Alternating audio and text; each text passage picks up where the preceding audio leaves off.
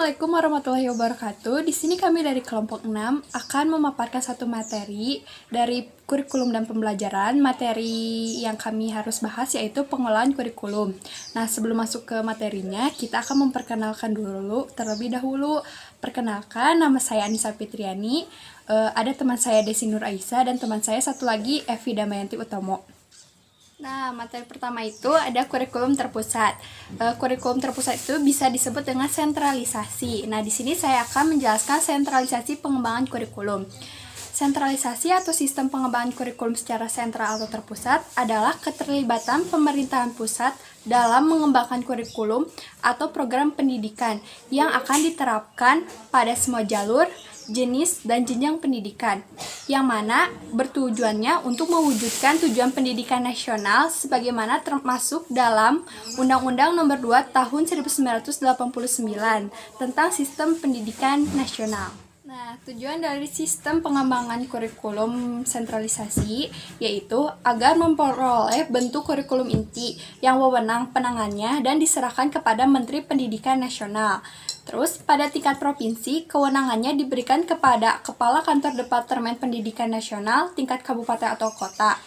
Kewenangannya diserahkan kepada Kantor Departemen Pendidikan Nasional Diknas Kabupaten atau Kota, dan pada tingkat sekolah, tingkat wewenangnya diserahkan kepada sekolah yang bersangkutan. Nah, selanjutnya ada kelemahan dan kelebihan sentralisasi. Yang pertama, ada kelemahan dari sentralisasi adalah di mana seluruh keputusan dan kebijakan di daerah tersebut akan dihasilkan oleh orang-orang yang berada di pemerintahan pusat itu.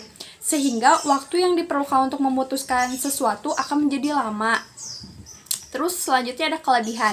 Nah, kelebihannya itu di mana pemerintahan pusat tidak harus pusing-pusing lagi pada permasalahan yang ada akibat timbulnya perbedaan pengembangan keputusan. Karena seluruh keputusan dan kebijakannya dikoordinir oleh seluruh pemerintahan pusat. Nah, materi selanjutnya ada desentralisasi pengembangan kurikulum. Nah, desentralisasi adalah bentuk organisasi yang menghubungkan otonomi organik dengan aspek-aspek kelembagaan tertentu bagi daerah tertentu yang ditinjau dari aspek administrasinya. Nah, terdapat makna administrasi yang bersifat desentralisasi ini sebagai wujud pertanggungjawaban terhadap siapa yang mempunyai wewenang dan mengorganisasikannya dalam mencapai kecocokan dan kesesuaiannya. Komponen kelembagaan ini dengan cara menjaga keseimbangan dan keharmonisan yang dinamis. Di sini saya akan menjelaskan tentang desentralisasi kurikulum dalam KTSP. Kurikulum tingkat satuan pendidikan atau KTSP adalah kurikulum yang disusun, dikembangkan oleh sekolah. Pemerintah hanya membuat standar-standar nasional, sedangkan isi kurikulum dibuat oleh sekolah. Guru memberikan kebebasan mengembangkan indikator, penilaian dan materi pokok sesuai dengan karakteristik daerah, lingkungan peserta didik. Di sini, guru dituntut amat besar untuk mampu melaksanakan kurikulum. Secara prinsip, KTSP dikembangkan sesuai dengan satuan pendidikan, potensi, karakteristik daerah, dan sosial budaya masyarakat setempat. KTSP dianggap sebagai kurikulum otonom yang berbasis kerakyatan karena di dalamnya dijamin ada muatan kearifan lokal, dan yang terpenting guru diberikan kesempatan untuk memaksimalkan segala potensi yang masing-masing daerahnya. Itulah yang membuat KTSP paling cocok untuk Indonesia. Berdasarkan prinsip-prinsip ini, KTSP sangat relevan dengan prinsip desentralisasi pendidikan, sejalan dengan pelaksanaan otonom daerah dan konsep manajemen berbasis sekolah yang mencakup otonom sekolah di dalamnya. Pemerintah daerah dapat lebih leluasa berimprovisasi dalam meningkatkan kualitas pendidikan. Di samping itu, sekolah bersama komite sekolah diberikan otonom menyusun kurikulum sendiri sesuai dengan kebutuhan di lapangan. Pengembangan kurikulum dengan prinsip desentralisasi didasarkan atas karakteristik, kebutuhan, perkembangan daerah, serta kemampuan sekolah. Kurikulum isinya beragam. Setiap sekolah atau wilayah memiliki kurikulum tersendiri sesuai dengan kebutuhan masyarakat, tingkat kemampuan sekolah, kemampuan guru, dan finansial sekolah. Nah, faktor-faktor pendorong penerapan desentralisasi terinci sebagai berikut. Yang pertama, tuntutan orang tua, kelompok masyarakat, para legislator, pebisnis, dan perhimpunan guru untuk turut serta mengontrol sekolah dan meneliti kualitas pendidikan. Yang kedua, anggapan bahwa struktur pendidikan yang terpusat tidak dapat bekerja dengan baik dalam meningkatkan partisipasi siswa bersekolah. Yang selanjutnya, ketidakmampuan birokrasi yang ada untuk merespons secara efektif kebutuhan sekolah setempat dan masyarakat beragam. Yang selanjutnya, penampilan kinerja sekolah dinilai tidak memenuhi tuntutan dari masyarakatnya. Misi desentralisasi pendidikan adalah meningkatkan partisipasi masyarakat dalam penyelenggaraan pendidikan, meningkatkan pendayagunaan potensi daerah, terciptanya infrastruktur, kelembagaan yang menunjang terselenggaranya sistem pendidikan yang relevan dengan tuntutan zaman, antara lain terserapnya konsep globalisasi, humanisasi, dan demokrasi dalam pendidikan. Nah, kekuatan dan kelemahan desentralisasi pendidikan ada beberapa hal. Yang pertama, masa transisi dari sistem sentralisasi ke desentralisasi kemungkinan terjadinya perubahan secara gradual dan tidak memadai serta jadwal pelaksanaan yang tergesa-gesa. Kurang jelasnya pembatasan rinci kewenangan antara pemerintah pusat, provinsi, dan daerah. Yang ketiga, kemampuan keuangan daerah yang terbatas. Yang keempat, sumber daya manusia yang belum memadai. Yang kelima, kapasitas manajemen daerah yang belum memadai. Keenam, rekonstruksi kelembagaan daerah yang belum matang. Adapun untuk mengantisipasi berbagai kemungkinan buruk dalam desentralisasi pendidikan adalah yang pertama, adanya jaminan dan keyakinan bahwa pendidikan akan tetap berfungsi sebagai wahana pemersatu bangsa. Yang kedua, masa transisi benar-benar digunakan untuk menyiapkan berbagai hal yang dilakukan secara gradual dan dijadwalkan setepat mungkin. Yang ketiga, adanya komitmen dari pemerintah daerah terhadap pendidikan, terutama pandangan terhadap pendidikan itu sendiri. Yang keempat, adanya kesiapan sumber daya manusia dan sistem manajemen yang tepat yang telah mempersiapkan dengan matang oleh daerah.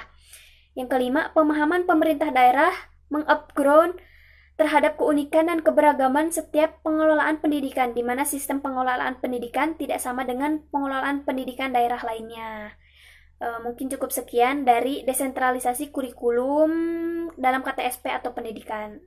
Assalamualaikum warahmatullahi wabarakatuh. Saya Evi Damayanti Utomo. Di sini saya akan sedikit menjelaskan tentang manajemen berbasis sekolah atau yang sering disingkat menjadi MBS. Manajemen berbasis sekolah merupakan suatu program kebijakan yang dilaksanakan oleh pemerintah dalam upaya meningkatkan kualitas pendidikan pada tingkat sekolah dasar atau madrasah ibtidaiyah. Dan selain itu, MBS ini juga merupakan salah satu model manajemen untuk memberikan otonomi secara luas kepada suatu sekolah dalam mengatur sumber daya dan sumber dana yang ada.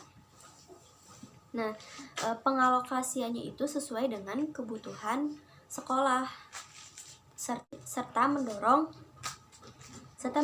sekolah berkeputusan yang berkaitan dengan penyelenggaraan pendidikan secara bersama dari warga sekolah dan masyarakat. Selanjutnya, manajemen berbasis sekolah ini memiliki tujuan untuk meningkatkan kinerja sekolah yang meliputi peningkatan kualitas, efektivitas, efisien, produktivitas, dan inovasi pendidikan melalui pemberian kewenangan dan tanggung jawab lebih besar kepada sekolah yang dilaksanakan dengan prinsip pengelolaan yang baik, yaitu partisipasi, transparansi, dan akuntabilitas.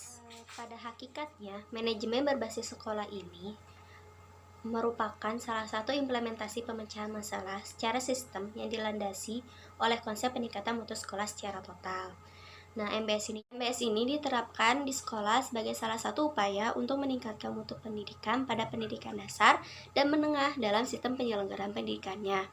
Nah, penekanan MBS ini untuk meningkatkan mutu sekolah sehingga dikenal dengan manajemen peningkatan mutu berbasis sekolah. Selanjutnya, dalam kaitannya dengan implementasi KTSP, manajemen yang paling tepat diterapkan di sekolah untuk menunjang efisiensi dan efektivitas KTSP merupakan model manajemen berbasis sekolah. Hal ini sesuai dengan ketentuan yang digariskan di dalam PP nomor 19 tahun 2005 tentang SNP, bahwa dalam pengelolaan sekolah hendaknya menggunakan model manajemen berbasis sekolah.